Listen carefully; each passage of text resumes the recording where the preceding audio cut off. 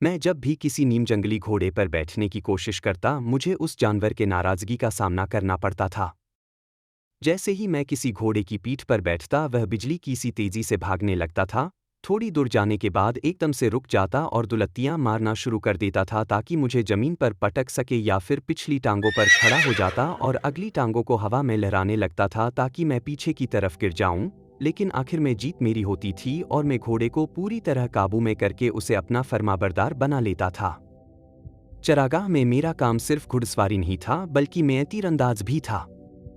शुरू में मैं किसी भी तरफ तीर चलाता था, पर अपने उस्ताद की मदद से धीरे धीरे मैंने इतनी महारत हासिल कर ली कि घोड़े पर बैठकर तीरंदाजी करने लगा। मैं घोड़े को पूरी तेजी से दौड़ाते हुए अपने आगे पीछे और दाएं बाएं अलग अलग निशानों की तरफ तीर चलाना सीख गया था, मगर मेरी बाजुओं में इतनी ताकत नहीं थी, इसलिए मेरे तीर एक हद से आगे नहीं जाते थे। मेरे उस्ताद मुझसे कहते थे कि तुम अभी बच्चे हो, जब बड़े हो जाओगे तो तुम्हारे हाथों में इतनी ताकत आ जाएगी कि तुम बहुत दूर तक तीर फेंक सकोगे। खैर, छोटी सी बात यह कि मैं उस दिन शाम तक घुड़सवारी, तीरंदाजी और नीज़ा चलाता रहा, और जब सूरज ढलने लगा तो घर की तरफ चला गया। वहां पहुंचकर मैंने मगरिब की नमाज पढ़ी और शाम का खाना खाने के बाद सोने के लिए लेट गया। अगले दिन जब मैं मदरसा पहुंचा तो मेरे उस्ताद ने मुझसे पूछा कि मैं सूरा यासीन पढ़ सकता हूं या नहीं।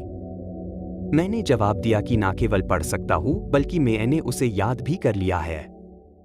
और फिर मैंने सूरा यासीन शुरू से आखिर तक सुनाया, जिस पर मेरे उस्ताद शेख शमसुद्दीन ने खुशी भरे लहजे में ऊंची आवाज में कहा, शाबाश शाबाश। पढ़ाई लिखाई में मैं इतना आगे रहता था कि मुझे शेख शमसुद्दीन के मदरसे में दाखिल हुए अभी 3 साल ही हुए थे कि मैंने पूरा कुरान जुबानी याद कर लिया।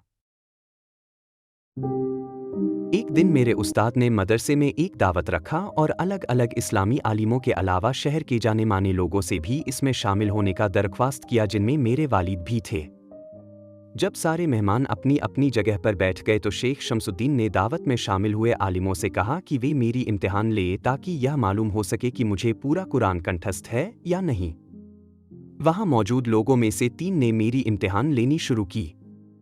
वे बारी बारी कुरान की अलग अलग सूरतों का नाम लेते और मुझसे कहते कि मैं उन्हें जुबानी सुनाऊं।